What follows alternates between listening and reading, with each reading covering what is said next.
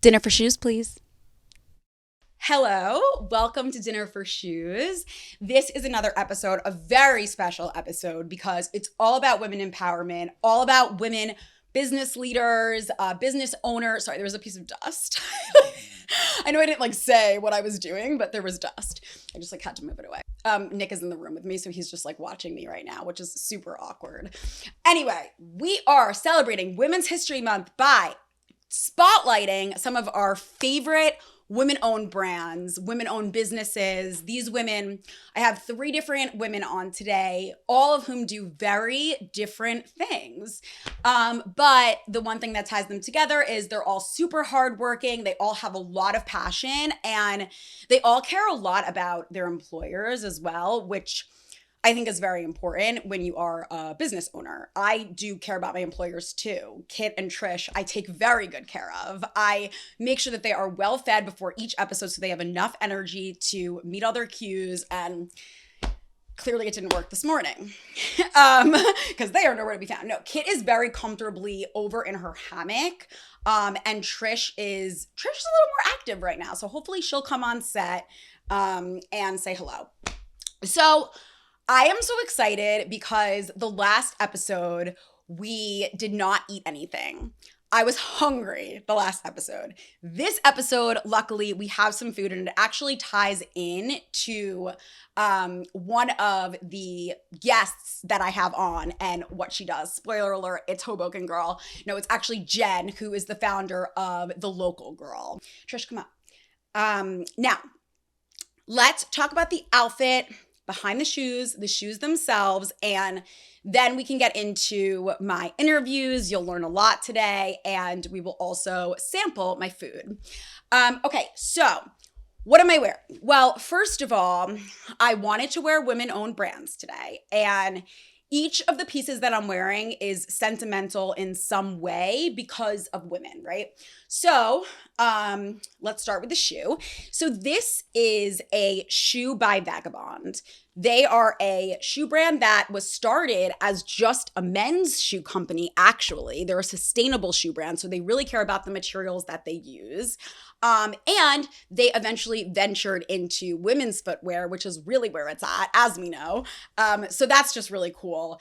And it was actually founded by a husband and wife duo. So I think that that's cool too, because yes, it is woman owned, but it's also man owned. And as a feminist, we believe that men and women are equal. So that is great for them. They are building out their brand. They're doing amazing things. And I loved the idea that this boot is super Western. It's got a really Western shape to it. I don't wear them a lot either. And it's about to be spring. So I figured I'm not going to have very much more time, right? So that's my boot for today. Now, I kind of tied that into the accessory, which was the going off point for this entire look. I spun my outfit wheel and I landed on green. So I wanted to find something in my closet that was green and woman owned. You have now seen this Siriaco bag multiple times. I really do love it. Yes, it goes with the Western aesthetic of the boot, but it's just Ashley Siriaco is a really cool person, and she's just awesome. She was really supportive when we had our Black-owned brands episode, and I talked to her, and I love her work. I love how she is inspired by the 2000s. I love that look, so I decided to work that in, or work my outfit around that, I should say. And I went on Pinterest, which if you watched my episode with Caitlin James, you know that Caitlin offered this great idea to go on Pinterest when you know the one piece you want to wear and Google around it. So let's say it's these Western boots, you would just Google Pinterest, you would type into Pinterest, Western boots outfit, and then you would see what you're inspired by. So I did that. I was looking and looking. I was like, what look is going to inspire me a little? And Nick and I are going to the city after this. So I wanted something that also was comfortable to wear all day and potentially all night. And then also, just be woman owned. And this denim set, I landed upon a denim co-ord outfit on Pinterest. And I was like, do I have any denim co-ords? Yes, I do. This denim set is by Favorite Daughter. Those are 2 sisters who run this brand, Sarah and Erin Foster, and I love their looks. They're very good for tailoring. If you want a really cool new suit, go for it. They make really good. What are you doing? I'm just like Nick was standing shirtless in the kitchen drinking his espresso, just like quietly and like not looking at anything. And it was super pensive. And I was like, I cannot film this way. Like, what are you doing? But so he receded into his bedroom. Let's get back. So Erin and Sarah Foster have this really great brand, Favorite Daughter. And I think it's funny. I feel like it's kind of like a play on their sisterhood, obviously, the name of it. And they do some really great suiting. And I love this denim set. So I was like, I can definitely work with that. Finally, I'm wearing this. I haven't worn a necklace in a while. So I just went with jewelry-wise, little green hoop earrings to bring out the bag, right? The Siriaco bag. And then this necklace is by Arms of Eve. And Arms of Eve, well, so there's an S on it, which is super important because we're going into the city because we happen to be celebrating my friend Sarah's birthday. And we're going to her birthday dinner tonight. So I was like, this S does stand for Sarah, as in me, Sarah, but it also stands for another Sarah, who, by the way, doesn't have an H, whose birthday we're celebrating today. So it was like a hand-in-hand kind of jewelry ode, right? Now, I just went with a simple white bodysuit underneath because I wanted to be comfortable. I just got this one. It's brand new. It's bright dental white until I wear it once. It will be brown by the end of the night, I'm sure, because I'll like drop some guac on it or something. I don't know. And so I chose to go with that. Now, girls, Trish, can you come? All right, here's Kit. Kit, sit. Sit, Bubby. Kit smells what's coming, which was my breakfast sandwich. Okay, so anyway, that's the outfit. I just want to say I just got my hair colored and cut by my incredible hairstylist, Fendi, who works in Brooklyn. So I will link her salon. If you don't know, we had a whole episode called Bagels and Botched Hair about my hair and the long journey it's been through. And I just got a Dyson Airwrap and I'm obsessed with it. It is really so easy. And yeah, I really liked doing it today. I enjoyed it today. I enjoyed like testing out the Dyson Airwrap for the first time. Okay, now let's go into the food and then we'll intro each of my guests and I'll like take a bite in between every guest so that you know I'm enjoying my sandwich. Okay. So let me put my shoe back on now that we talked about it. And I'm going to talk a little bit about the sandwich that I got today, which is from Alessio's. Now, if you've watched my other episodes, you might know that I've sampled Alessio's before. Alessio's is supposed to have a really great Caesar wrap. So it's just so big. That's what she said. So Alessio's is supposed to have a really good Caesar wrap. So I did sample that. I did love their Caesar wrap. So I'm excited to try this breakfast sandwich. Hoboken Girl, which you are about to find out as it is the first interview, they give back. Jen is an incredible human. She has created this amazing business and she gives back a lot. For this month, which is Women's History Month, she partnered with Alessio's, an Italian cafe and deli. If you don't know about it, Google it. They have a location in Hoboken and Jersey City. She partnered with them on a breakfast sandwich, hence the name of our episode, Breakfast Sandwich and Women-Owned Brands. So this breakfast sandwich has been in the works since 2023. The Hoboken Girl team and Alessio's has been excited to throw it up on the menu. You can get it on DoorDash. I just did. And it's got some really good ingredients, so we're going to go over them. But the most important thing is that the proceeds for the sandwich, so every sandwich bought, proceeds, 100% of them are going to York Street Project, which is a Jersey City nonprofit. They are dedicated to help women and families in need, providing them shelter, education, food. So it's an incredible cause. And I highly recommend if you need a breakfast sandwich, if you're a breakfast sandwich person, usually I'm not, but I'm a woman supporting women. I always like try to say it like the E and the A, like just like to make people know that I'm grammatically correct. But obviously it's kind of hard when you're talking, but I'm a woman supporting a woman. women. I'm women supporting all women. And so I wanted the sandwich. I'm trying the breakfast sandwich kit thing. So let me unwrap it. I don't know why I was worried if Kit and Trish would come, because like the second I open this, Kit's gonna be all up in here. All right, I'm really excited. I'm gonna take a picture for everyone. Oh, look, there's Kit. There she is. Okay. So this sandwich, oh, that is fucking phenomenal. Gonna take a pic. My cat's about to eat it. Don't eat it yet. Oh yeah, Kit. So as you can obviously tell, there's cheese in it. So what is in it is, and now the team taste tested this sandwich. No, not for your paw. This team tasted the sandwich and they all decided that these were the ingredients they were going to include. Eggs, cheddar cheese. Okay, are you pawing at my sandwich? That has never happened before. I love this for you, but I don't love it for me. So I'm going to wrap it back up for 1 second while I read the ingredients before I take a bite, okay? Okay, so it's got eggs, cheddar cheese, a crispy hash brown, which in my opinion is the most interesting part of the entire sandwich, right? Caramelized onions, avocado, and it's topped. Now this is the will I like it, will I not like it kicker for me. It's topped with a jalapeno avocado aioli. Is that how you pronounce aioli? I don't know. I think so. I don't love jalapeno. I don't love how spicy jalapeno is, and I can't quite imagine it on this sandwich. So I'm very interested. Now, as you'll see in the interview that's about to come up, Jen is gluten-free. So Jen made sure that the sandwich would be available on gluten-free bread. And I made sure that the sandwich would not be available to cats. So please see yourself out. So I told her, I was like, I'm not gluten-free, but I've always been interested in like what gluten-free bread tastes like, because I honestly don't think I've ever had gluten-free bread.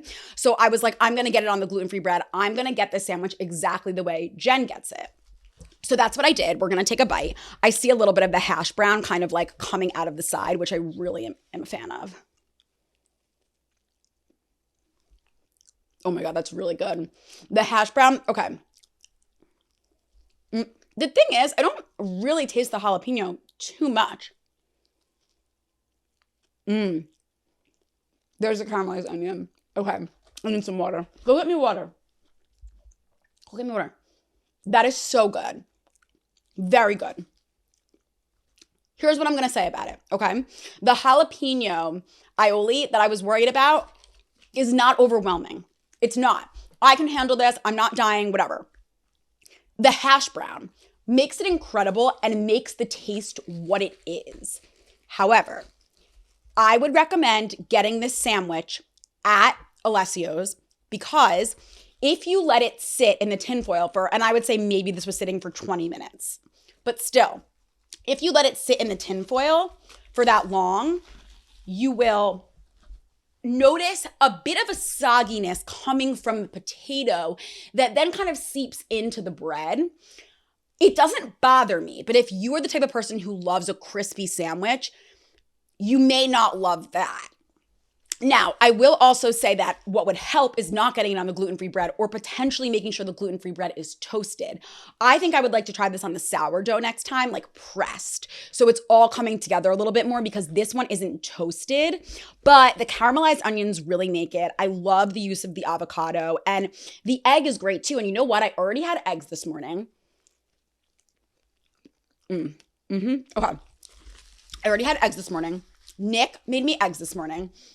And then proceeded to tell me that you should eat eggs with a spoon. Scrambled eggs with a spoon. You know, he eats them in a bowl with like some other toppings, and he puts jalapeno on. So basically he would love this sandwich. I'm definitely going to let him take a bite. He's being such a good boy. I feel like he's still in his room right now, like shirtless with like his little espresso, like just being like, you know, like waiting for his bite of the sandwich. Anyway, okay, let me introduce Jen for you. Jen is such a cool person. She actually was a journalist and she worked in media just like I do now. So we kind of connected over that. all of that, her whole career path has led her to where she is now. She is literally helping so many people who maybe I think this is what strikes me the most about Hoboken Girl as a brand and what they do and what the local girl does. And I told her this in the interview, but just for someone who might be lonely, who just moved to an area, Hoboken, Jersey City, whatever it is, wherever they cover, and they want friends and they don't necessarily know where to go and what to do to kind of like put themselves out there, Hoboken Girl provides that for you. If you go on Hoboken Girl's webpage, you will immediately find something that looks attractive to you that you want to do, and you share it with a friend or share it with your mom if you just moved here and she's visiting you, right? And you go out and you like do something, and it makes you want to get up and like be social and be active, and that's super important to me as someone who's health conscious. So I just love that about it. I also love everything that she goes on to say. She talks a lot about just providing jobs for the people who work for her. She loves her team. You'll be able to see some pictures of them during the interview trying out the sandwich that she sent over exclusively to Dinner for Shoes. And they look like they have so much fun together. So take a look at our interview and learn everything there is to know about Jen. So I started Hoboken Girl in 2012, which is, gosh, a long time ago at this point. Mm-hmm. But I started the site because I had a background in communications and psychology. My career was a completely different path. I was a school counselor living in Hoboken, New Jersey at the time. Okay. And I moved there a few years prior and felt like I grew up in North Jersey. My grandparents had factories, textile factories in Hudson County. So I had roots in the area, but I just never felt that connection to the local community, even after living there. So I felt like there was a piece missing in the, local blogosphere at the time that really was related to discovering local businesses and all of that fun stuff. So I started a site just on a WordPress.org site, HobokenGirl.wordpress.org. It's probably still out there right now. And we'll say the rest is history. But yeah, from there, it really grew slowly over time. We had Hurricane Sandy that year, so it really brought a lot of people together communicating online. Twitter was big at the time, Facebook, so utilized those platforms, and then slowly kind of grew into a full-scale media site. Now we have 4 different locations and counting, and it's been really, really a fun journey with a lot happening in between. Yeah. So wait, where do you live now? Are you still in Hoboken or no? Mm-hmm. You are? Oh, okay, great. Yeah. That's awesome. Yeah. So you're kind of like in the location that your baby was born in, which is awesome. And I have a full team. So people, a lot of times they think it's just me. It was for the first year, we'll say. But after that, I really realized this was something I wanted to be bigger than myself. So I always wanted to take that behind the scenes look at the area and not really have the influencer, I guess you would call it now, type of brand, but more of the media brand. Okay, absolutely. So then how did you decide where you wanted to expand to? And did you already know, like, I want to go here first? Or did it kind of like develop naturally? And then the other question I have that kind of relates to that is, how many team members do you have now across all the Local Girl? Yes. So we have a very small team. We are 4 full-time people, 5 including myself, and I started in Hoboken in 2012, really doing this for fun on the side. Like I said, I was working in school counseling.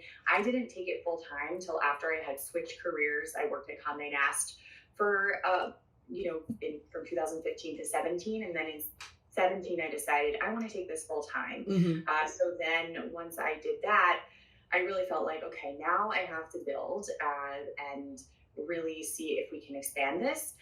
We expanded quickly in the sense of our reach really grew when I was able to finally devote my full time to that. And we had our first employee full time was that year. We had people helping freelance style, in paid positions prior to that. And then we really grew into the team we are now, I would say, in the last few years during the pandemic. Yeah. So that has been really, really great in just being able to grow organically. We do, along the lines of expansion, we do really look to the cities that we feel have a comparable feel to Hoboken in that Okay. they have a cultural center, a lot going on, at least, a ton of events happening every weekend. Uh, Usually there's a museum and a college involved in the area. There's different things that we really look at to make sure that the feel is right for a full-fledged media site. There's so many towns want us to be there, but Yeah. it has to have that full effect. And a really bustling downtown area is also really important. Totally. I'm sure. I mean, when I look in Hoboken and Jersey City every week at your article that like has all the going ons, I can scroll forever. And I feel like if you're in a town where there isn't really much happening, it's like less exciting, Yeah, But absolutely. since you mentioned the Condé Nast role, I'm in media as well. And I just wanted to know, like, what did you take away from that experience? Was there anything maybe that happened when you were on that career path that inspired you to go off on your own? I loved working at Condé. It was such an experience. I think, working in corporate media, this is one of my top things I say when I speak to students or anything. I think everyone should work in corporate at some point in their life because it's so, so important to really be able to understand the workings of a full-fledged business that is bigger than yourself. Yeah. I know everyone wants to do their own thing, and I think it's amazing. I obviously am doing the same, but I would not be where I was without that experience, for sure. I learned so much there. I met so many amazing people. I was so inspired by the shoots we did, the campaigns, the brands we worked with. So yeah, I really enjoyed it. It was a very unique switch where a person that I knew in the area that I was really fond of, we were friendly through the blog Sphere in Hoboken at the time, worked at Condé and had said, you'd be really good in the media world. Have you ever thought about a switch?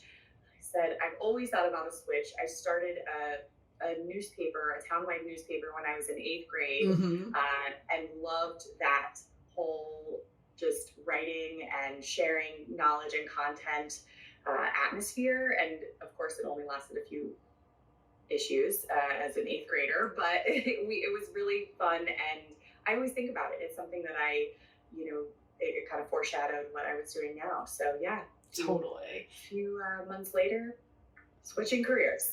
That's amazing. And it shows that you always had that like excitement and knack for kind of like bringing community together, even from a young age, which is just really cool. And I actually, you reminded me of like, before I started this podcast, like I was like, I'm going to write a book. And like, I had like a book idea and everyone just kept saying like, whatever idea I came up with, everyone was like, this would be better as a podcaster. Like, you should really be a podcaster. Like, and it's funny because it's like, people kind of like nudge you to your like chosen path, It's so awesome. True. Yeah. It actually came up at my bridal shower. They asked my husband like the questions, Yeah. And it was like, if Jen could do anything she wanted, and money wasn't an object, what would she do? He was like, magazine editor. And then that was what I said, even though I was working in a school. Oh my God. Yeah, it totally is. That's amazing. Okay, let's have a little fun because as you know, like I test out a bunch of different Hoboken and Jersey City spots. I'm obviously by no means like even through an eighth of what I could be testing, but just tell me, doesn't have to be 3, but tell me like your favorite go-to spots in Hoboken for food. And then where do you like to shop like for fashion in Hoboken, Jersey City? So it depends on the mood and the go-to, right? So lunch, I am a big Quality Greens fan. Okay. They're local to Hoboken, started here. And then I love Seven Valleys. Seven Valleys is a Persian spot, has amazing food, and I order in and I'll order it out and also eat in sometimes. Okay. That's BYOB, which is awesome. And the food is just phenomenal. And I can't pick a favorite dinner spot. I mean, there's so many. I love LĽOLAO's in Jersey City. It's a really old school Italian spot on Terhune Avenue. And there's Busy Bee Organics, of course. I get meal delivery from them sometimes, and they have awesome gluten-free treats. Really, any spot that has gluten-free, I'm gluten-free, so not by choice. So it's a really great avenue for me to find, but Busy Bee has always been a go-to for that. And Alessio's is a spot I think you've covered, which yes, in Hoboken and Jersey City, and they have the most amazing panini bread for gluten-free. So okay, so good. all Highly right. recommend. Yeah, and fashion-wise, I like to shop locally. Brook and Bell, Alba, Mint Market, those are my go-tos. I also really love a spot in Edgewater called Dear Petite. Okay. And it's petite fashion, but it's actually all Korean. It's Korean owned and it's Korean only brands. They're made in Korea. And so it's really, really cool. You go in and there's really one of everything. Okay. And it's all one size, but it's petite. Which I mean, I guess I'm 5'4", 5'5", so kind of petite, not super, but it somehow works.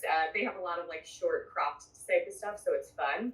It's a great spot if you're looking for just switching it up a little bit while still shopping locally. The owner is awesome. I love it there. I'm definitely gonna go. I am petite, like I'm 5'1", and everyone's always like, "You're 5'1", like you come off as taller," but I am, and I like am very short. Where I find that like everything I put on is too long, even like a dress, like it'll just be like below the knee instead of to the knee when it's supposed to be. You know, I have to check that out. No, you gotta check it out. It's in the Promenade Shops in Edgewater, so it feels like it would be actually a chain because it's among chains, but it's a locally owned spot. That's so awesome. Okay, thank you for telling me about that. We're gonna get that on an episode. So just to take it a step back to when you did start launching, because I'm obviously a brand new podcast and like I could use all of the tips that I can get right now. But did you have any like challenges in the creation of the brand, or even when you were expanding to other locations? How did you like navigate those challenges depending on what they were, and how did you stay motivated to keep going? Yeah, it definitely, as a business owner, it's always a challenge. Like I don't think any business owner will say, come to entrepreneurship. It is a really easy ride. You have lots of free time. You're gonna make boatloads of money. It's hard. Someone once said you're not working 9 to 5, you're working 24 hours, but it's because you can shift your schedule around so people think that you're free, but you're not. Yeah. So I think just the expansion of the brands and really growing a team has always been the best part of what we've been doing, and just finding those amazing talents who can really carry our brand voice across our different platforms. So, you know, in Montclair, the Montclair Girl, our team works with Hoboken Girl, Montclair Girl, and beyond, but we all have brand guidelines, a style code, and kind of guidelines. So I would say style guide of just like kind of our word code of conduct of like all the things we say and like how we write. The content is of course super diverse and whatever the writer brings to the table, but the way that we say it, we always have our mission to be your best friend that knows everything, that it keeps you in the know, it keeps it you straight and very easily.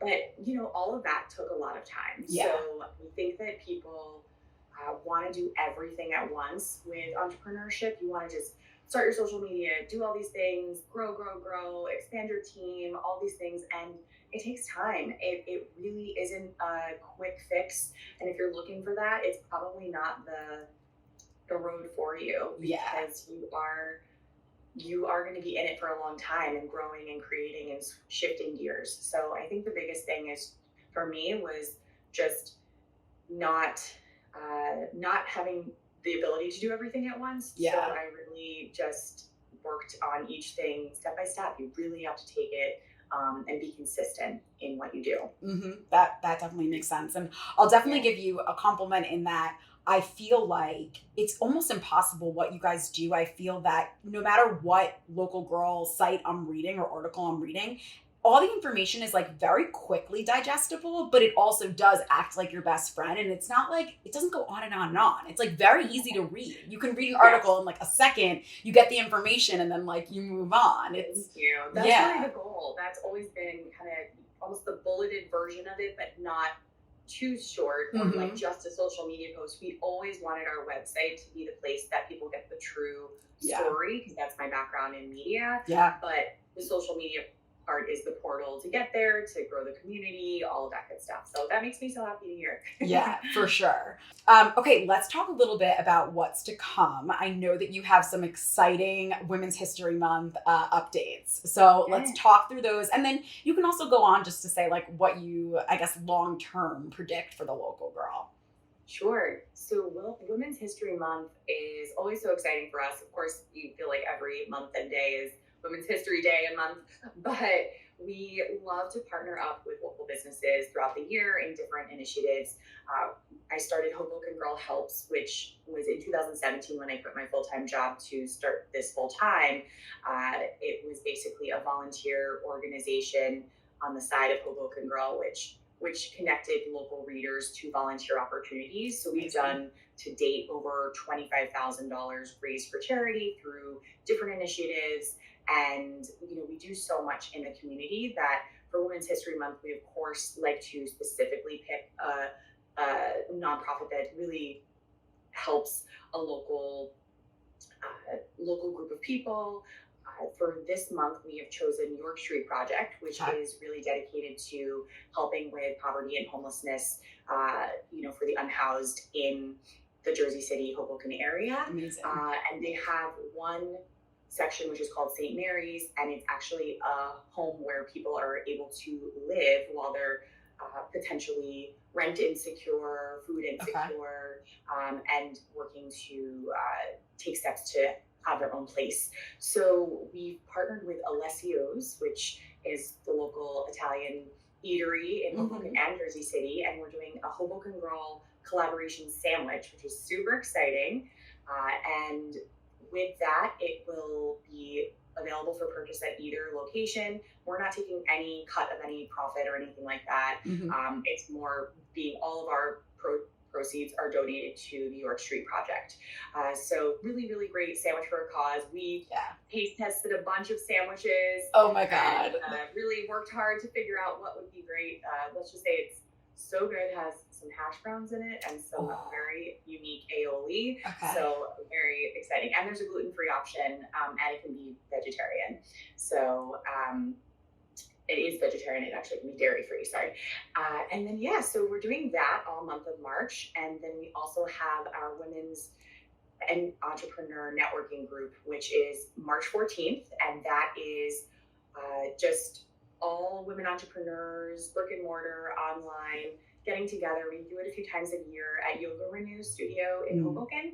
And it's so much fun. So we can't wait. We have lots of local vendors, and all of the proceeds for that event and all those events throughout the year go to a nonprofit. So this month they're going to York Street Project as well. Amazing. That is so awesome for so many reasons. One, I can't wait to participate in all of that. I can't wait to support. For this episode, I'm going to be having the sandwich. So you really teased it. It really is such a great place, eatery. It's easy to like go and pick up a sandwich for lunch there. And I feel like the menu is also interesting. It's not just like any random deli kind of thing. And I know everyone loves their Caesar wrap, and I do too. It's so good. We have our Caesar wrap series, but yes, it's such a good, Alessio's is, Luca does such an amazing job, just to shout him out for, he is not afraid, as someone who has actually, he's from Italy. He's not afraid to branch out from the traditional Italian to just, he realizes there's allergy restrictions, dietary restrictions. He makes all that work. I mean, he was, gluten-free wraps and paninis for us to try and different things. And everything is so good and all the ingredients are so quality. It's just such a great place to support locally because they do such a great job there. Totally. Well, you are great. The brand is great at supporting local businesses, which is so important. But like even more than that, I think it's so awesome that you take the time to do charity work and figure out extra ways you can help, because I know you're so busy to begin with, and I just love people who do that. So that's awesome. Yeah, no, we love it. It's really a core value of our whole brand.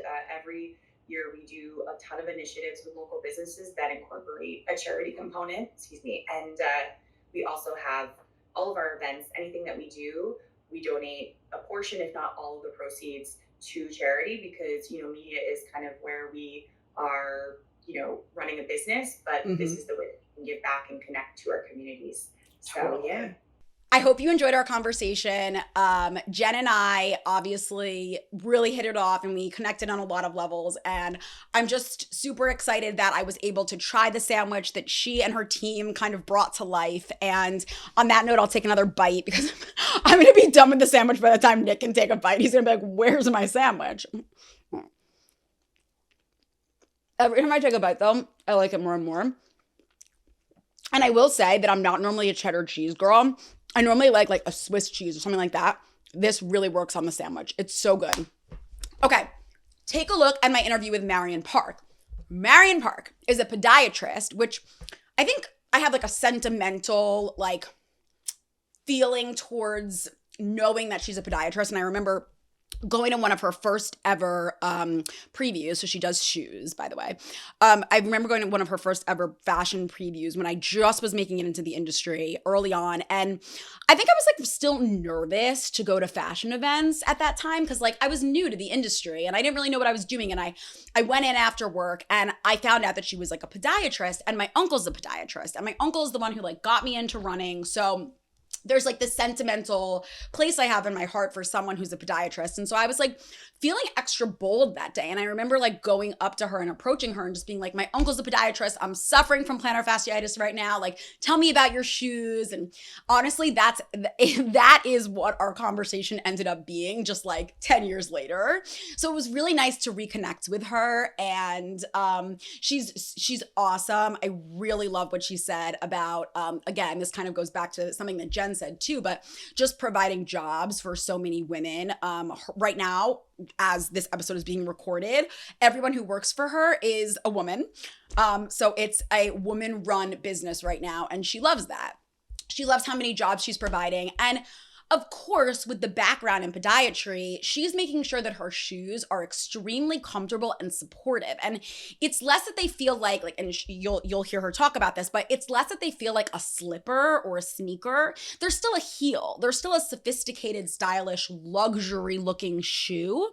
However, they're made with your foot in mind, and they're made to support, really support. And what's so special about these shoes is their insole. So take a look at our interview and you'll learn everything there is to know about Marion Parke and probably which shoe shape you want to shop. I suggest the pump. Let's start off, for those who don't know the brand, which I feel like so many people do know your brand and it has become literally iconic, but when did the idea first pop into your head to transition into fashion, and kind of like why did you ultimately decide to make the career transition? Yeah. So thanks for having me. Of course. Thank you so much. To think that enough women know my name. I don't know. Iconic. That's big. I don't know about that. I have to digest that one. I launched the brand for the spring summer 2016 season, which, in the fashion world, the timing is so funny. So we shipped that first season in November, December of 2015.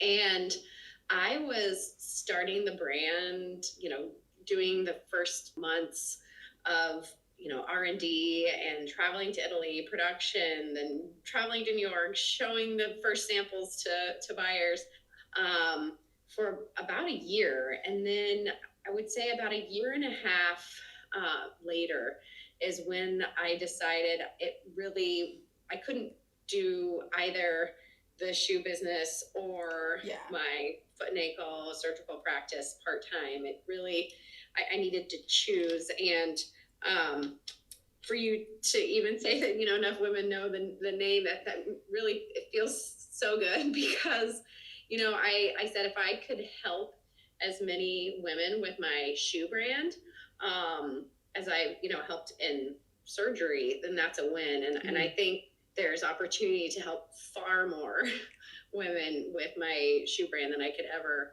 operate on and see in my practice. So I think I made the right choice. But yeah, I did both for about a year and a half, and it was kind of crazy. My partners in my practice at the time, I think they were so generous and so kind. I still see them and they're so supportive. But I would say, okay, I'm like flying out of the country, on Thursday. I just did surgery on this patient, and if they need anything in the meantime, they're non-weight bearing, suture stay in, they're like, okay. Oh my God.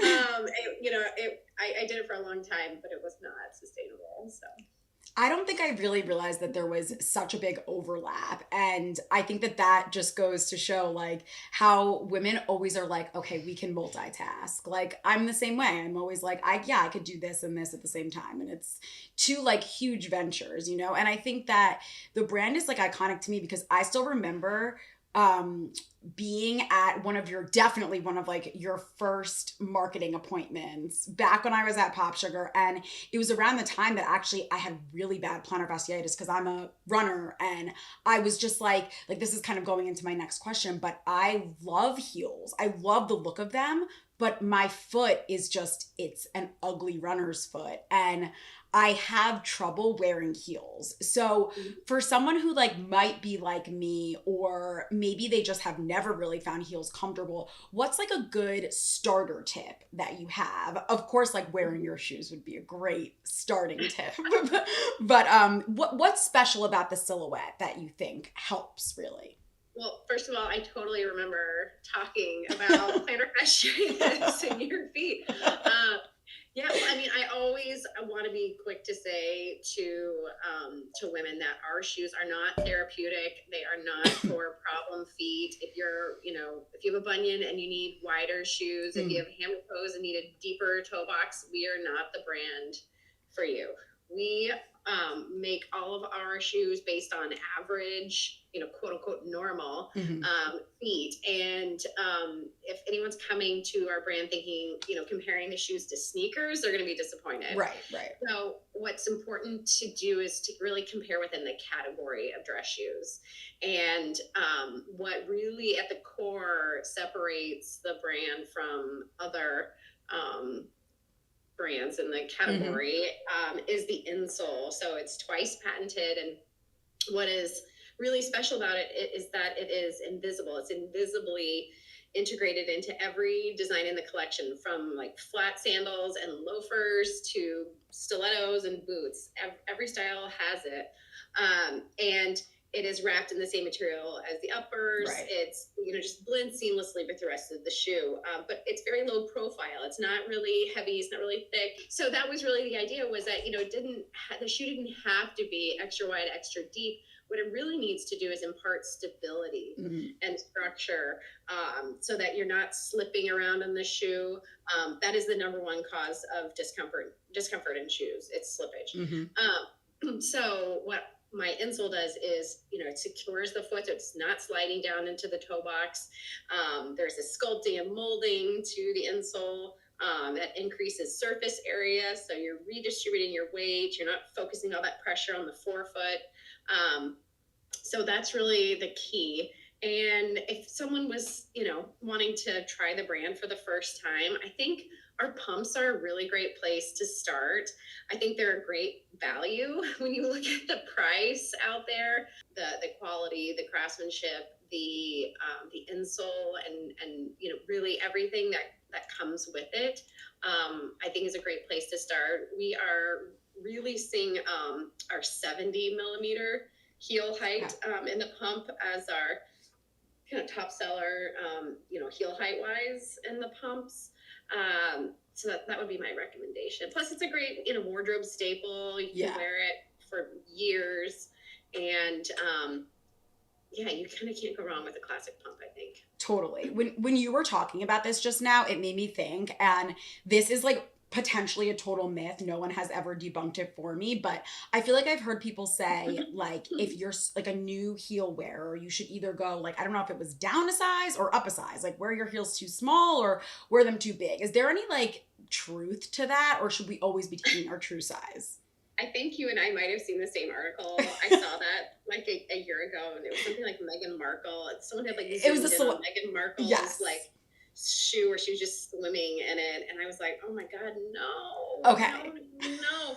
So especially if it's a closed toe, pointed toe pump, you are going to just be cramping your poor toes down in that toe box. So Yeah. no, really, what I would say in terms of just shoe fit in general, what you really need to do is buy a shoe to fit the length of your foot properly. If it's too narrow, you can always have it stretched. Okay. Okay. But if you try to go up a size because it's tight across the foot and you're trying to get more width, you're going to get more length also. And then you're going to be slipping down into that toe box and you're going to be uncomfortable. Again, the slippage is the number one cause of discomfort in shoes. So avoiding slippage at all costs is the way to go. That's part of why sneakers are so comfortable too, when you can lace them up and tighten them down just exactly to your foot. We try to, make shoes that have adjustable features like adjustable buckles, laces when we can. Sometimes women also look at dress shoes with a lot of buckles and laces and they think it's too much trouble. Yeah. And then they never make it to market. But truly, something that is adjustable, especially a lace up, is going to be just heavenly in terms of fit. It'll loosen up in width. You can tighten it down if you have a narrow foot. Yeah, all those. 100%. So what do you feel is like one of your big takeaways from your time as a podiatrist? This could be like a really technical question, but is there anything you learned about the foot when it came to your patients that you find yourself like kind of constantly going back to? Maybe it's like a mantra during the design process. Well, probably two things. I would say first one is that no 2 feet are the same. Yeah. Even on the same person. I think everyone is like, oh, my right foot has the bunion, or my left foot is bigger, and whatever. I sprained my right foot years ago.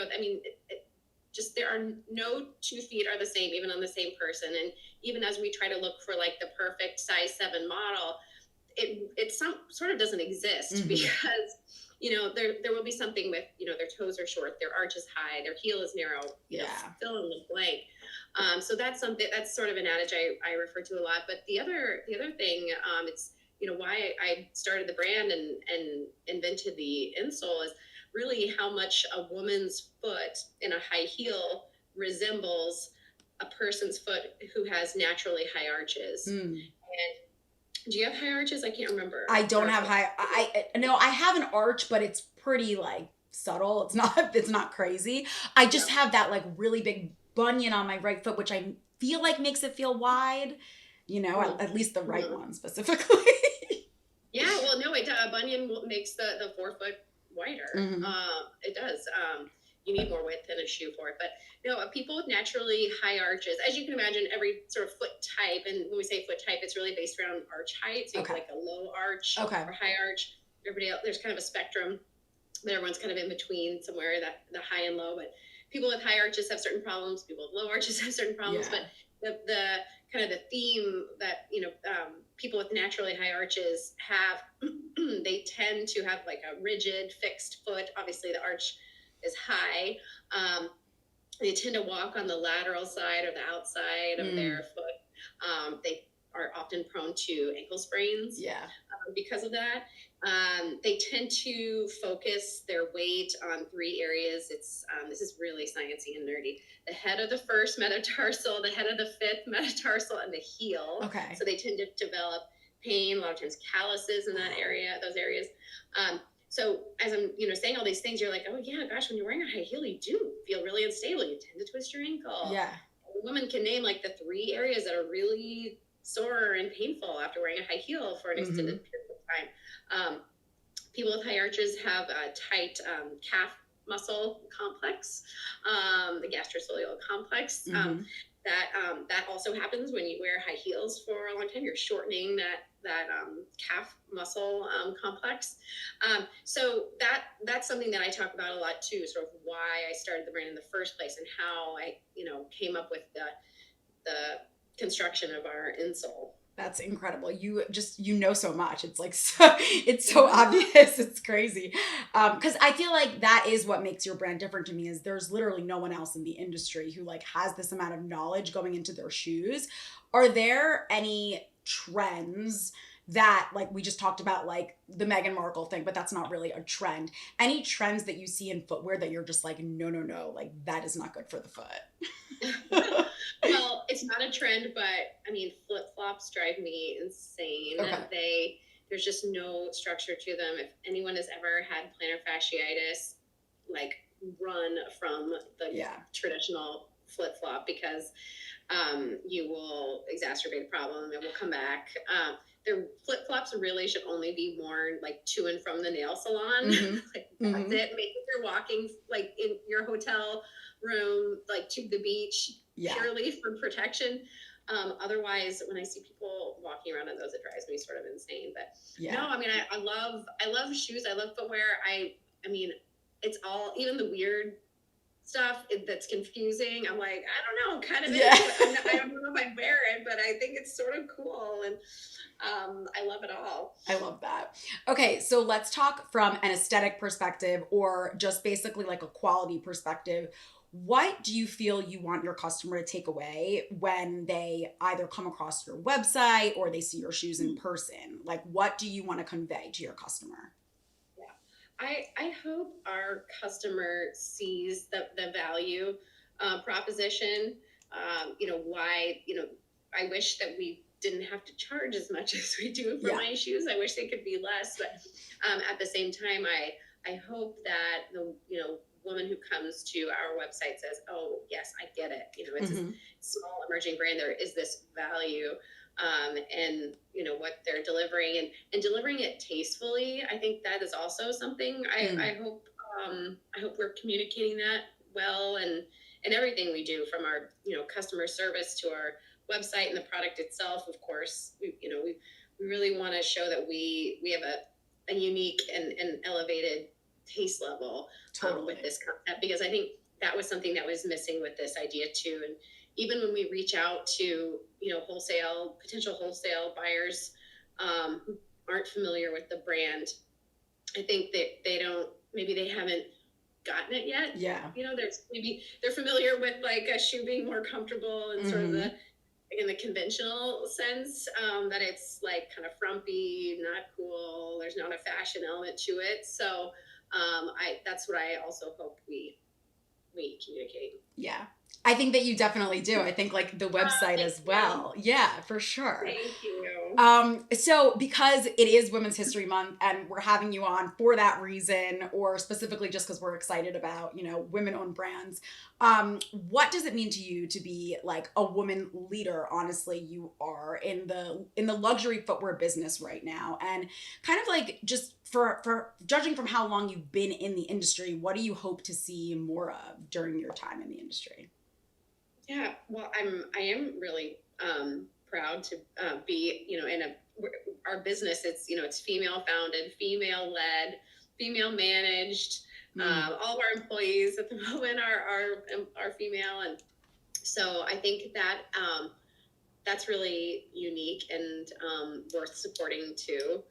I think more than ever, also women are recognizing when a designer or a company is female-led versus male-led, and especially if it's a product centered around women. That's not to say that men can't do it also, but I think there is a special, there's an appreciation for that, now more than ever. So definitely. I think it's great that like as a woman-owned brand and like the founder of your company, you are noticing that your brand is being more recognized for that reason. Like that probably feels really great. It does. Yeah. Well, when I started the company, something that gives me tremendous joy now, and I didn't even anticipate it, was the fact that the business gives so many women, so many people jobs. And I value that so much. I think about, what having a job and being offered a job does for someone. Yeah. And that makes me extremely happy. I love that. I think not enough people like use that as an answer, but it's so true, It is. Yeah. I hope you enjoyed that conversation with me and Marion. I really enjoyed talking to her and reconnecting with her after a very long time. And it kind of just goes to show like we're both still in the industry and we're both still like staying strong and kind of doing different things, even coming into our own a little bit more. And I just really enjoyed it. So next up, we have Chloe from LÄO OLAO Studios, and they created an incredible knitted beanie company. You're going to love it. If you want to talk sentimental, you want to talk like tear jerking, it is this interview, because basically Chloe founded her brand during COVID. Her mom was not able to be with her family, and she had just had a baby, and LĽao is what her children call her mother, and her mother would send packages, care packages, and they would have and some things that were knitted, and her mother is part of a knitting circle. So she had this idea, it like stuck with her, and she was like, I'm gonna create like matching beanies, but source like Mongolian threads, which is obviously super luxe, for the whole family. And they're going to be like this matching beanie situation, and they're stitched with a little heart, which Chloe made herself, which it symbolizes the love she has for her mother, for grandmother knitting circle. She ended up providing jobs to a whole bunch of grandmothers who kind of just knitted for fun, and they now have like so much. Well, first of all, they have a job and they have a career, but they just have like a newfound light almost that surrounds them when it comes to knitting. And I think that that's what Chloe appreciates the most about the brand. So take a look at our interview. When did you first come up with the idea for hand knitted beanies, and what was like the jumping off point for you? How did you go into developing the brand? Yeah, okay.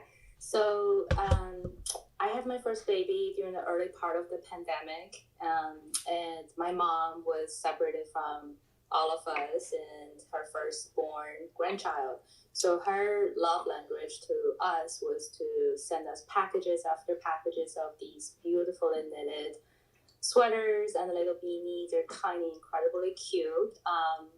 And they're always coming this softest yarn and these tiny little details and perfectly sized, that just better than anything I could find in the market.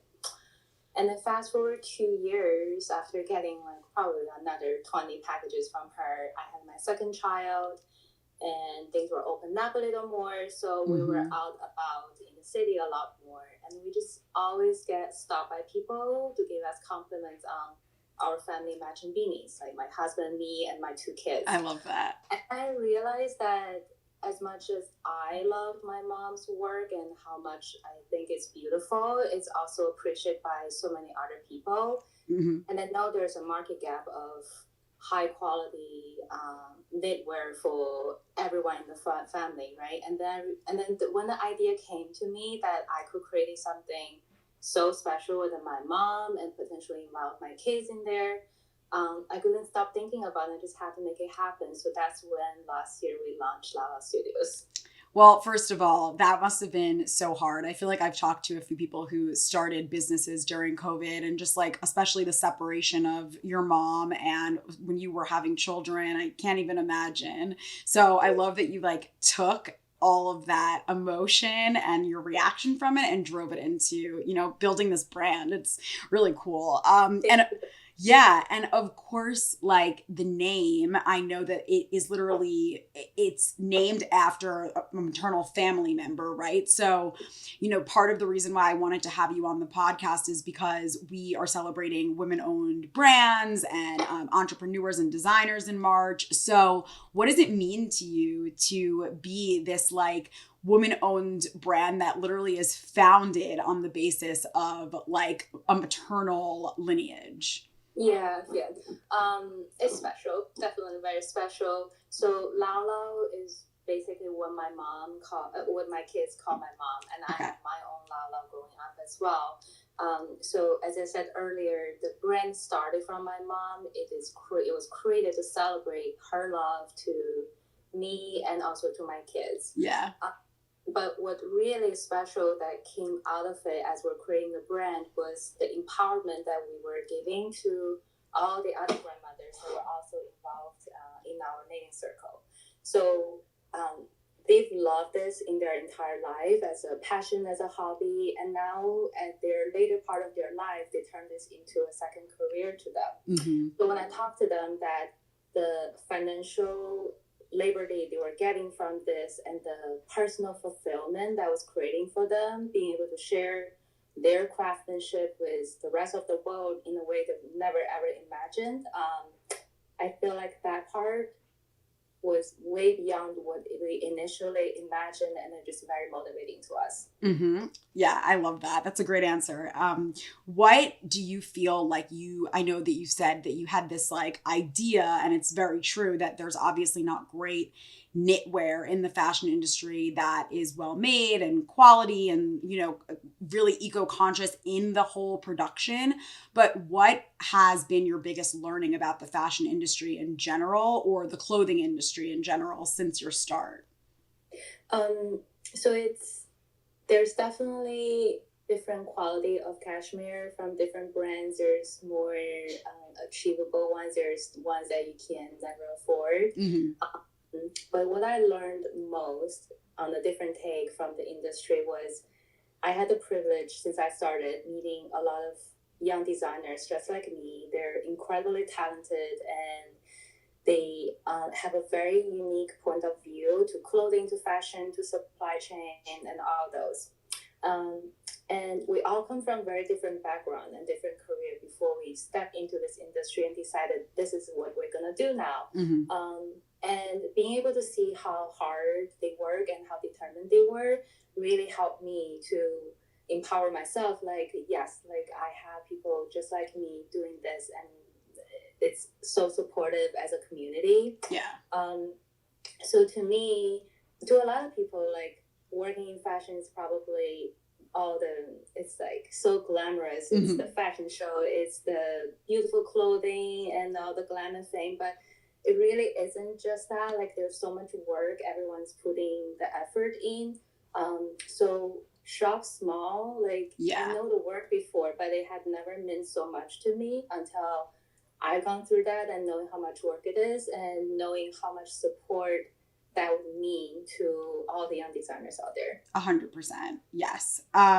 Do you knit yourself? And if you do, what does the idea of knitting, like, how does that tie into womanhood for you? How does it make you feel when you're doing it? Or if you don't, just how does the appreciation for it tie into your idea of womanhood? Yeah. So unfortunately, I'm not a knitter. Okay. I watch my mom knitting as I grow up every day, but I never learned how to knit. But I am going to put it on my to-do list this year. But I don't think no one's gonna get any work from me because it's not gonna pass our quality. But knitting to me is a very peaceful act, and it just requires so much patience and just focus. Mm-hmm. It resembles so much of womanhood that we are just very relentlessly faithful to what we do. Mm-hmm.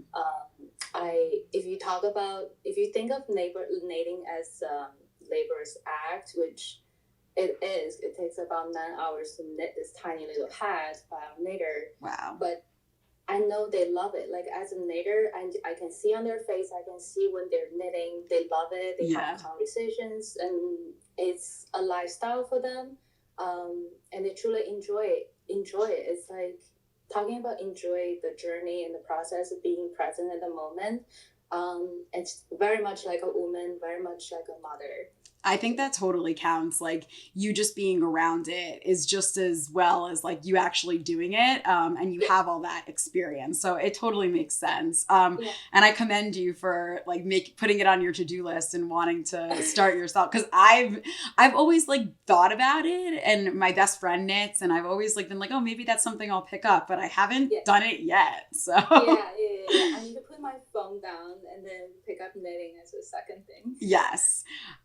So speaking of like knitting and the materials, obviously Mongolian cashmere, I feel like anyone who knows about cashmere knows that that's kind of like the most covetable material. How do you source your materials, and how did you go about like organizing that when you were just starting? So the quality of our yarns are probably one of the most critical part of our brand. We only want to offer our customers what we feel comfortable putting on our kids and ourselves. So we went about partnered with the most premier cashmere yarn mill in China, who sources all of their raw products from Inner Mongolia farmers. Wow. And the products that they produce are just as good as what you would get from Lower Piana. So that's the standard that we're going for. Yeah. And then when we select the colors, cashmere yarn can come in dyed colors or undyed. So we try to pick as many undyed colors as possible. Okay. So they're completely chemical free from when you harvest it to when you actually get your hat. Wow. So that's so incredibly important for me because I want to give something I feel comfortable to the babies and to the kids, right? And when a lot of feedback we get from our customers were how much softer our products were compared to other compatible brands or products that they have, and that just truly validates and help me to testify that what our mission of focusing and prioritizing the materials and craftsmanship.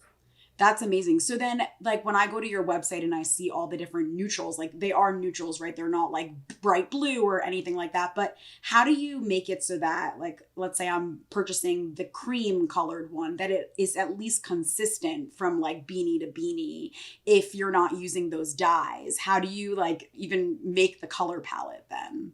So that's why we partner with the very most premier mills that they have their own. They have extremely high quality standard when they pick their colors. So they sort through all the different, because each cashmere goat produce different color of hair, so that's why it will come up differently. That's amazing. That's really, really cool. I think that was one of my favorite things about scrolling through your website is it is so many neutrals, which is so great from a perspective of like outerwear, because you want something that's going to go with like all of your different coats and outfits. And all of the colors, they really look so great and like so high quality. So that's awesome. Thank you. Love it. Have you ever, like maybe like a customer or someone you didn't even know, has anyone ever reached out to you and kind of offered a sentiment or said something about their product that really stuck with you and like motivated you to keep going?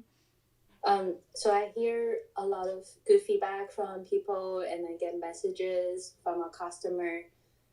But what really is a little different, what really is sentimental to me is, so I live in a small neighborhood within New York City, and I'm blessed with a community that really supported me when I launched the brand.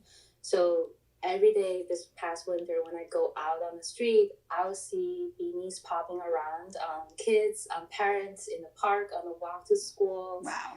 And I'll have kids coming up to me and tell me how much they love the pom-pom. It's removable and they're changing colors, walking with their parents. The fact that seeing the beanies in action, being in people's everyday life, it was honestly every day I see it, I'm like, oh, my heart speeds a beat. Like, it's incredible, sentimental to me. That is so amazing. It's funny. It's like everyone says like actions speak louder than words, right? It kind of is the same thing. Like you actually seeing it on these families. That must be. I honestly came out and like, do you want help washing it? It's been like 5 weeks.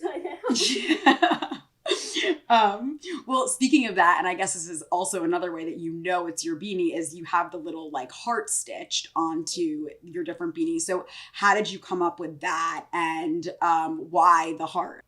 This is what actually happened. So we were designing a logo for the beanie, and we wanted to add something. And I wanted something as minimalist as possible because I didn't want big logos that in your face. So, and I love the little accent on the A in our brand, Lዘለዎ. So, as you know, me being not a knitter, I attempted to put a stitch on a hat. And it turned out to be the most beautiful coincidence. That also resembles a heart. Like I thought if our knitter were actually attempting it, would have been something a little different. And we loved it. It just represents everything the world of love that we were celebrating. That's really cool. It's definitely a unique heart, you know? It's like a recognizable one. In the best way. In the best way. What is next for the brand? Is there anything that you can like share with us that you're excited to maybe expand into, or just you're going to do more of one thing or another? Yeah, so this May, we're going to launch something very special. So our brand is to show people our unique take in your very simple everyday wear, just like the beanie. And in the same field of the luxury accessory, we're going to launch something that it will last you all season, all year round. This is not just a beanie that you have to wear in the summer. And it can go anywhere with you. So it will happen this May. Okay. So stay tuned. Yeah. Okay, I cannot wait. I'm really excited to see that for you. That's awesome. Okay, so that was our third and final women-founded brand. I was really kind of like loose when it came to who I wanted to have on for women-owned brands. I mean, listen, there are so many women-owned brands in this world. Actually, one of the things I found when I was trying to pick what shoe to wear is that a lot of shoe companies are founded by men, which is funny because like men are creating women's shoes. Like women know what women want. Marion Parke knows what women want. You know, it's interesting to me. So I was really excited to decide that I wanted to spotlight these three brands. Of course, I was excited to try the sandwich and support a great cause. And more than that, like, I'm just really proud to say that my cats are women. No, more than that, I'm really proud to be a woman, obviously, and I'm proud to support. And I really did love what Marion said about more and more in the fashion industry, she feels like people are recognizing when a brand is woman founded. And I'm just proud to be like part of that. Like my brand is women founded. And I think that's really cool. So I hope that you have a great Women's History Month and celebrate women every day, not just in Women's History Month. And get this sandwich. Bye.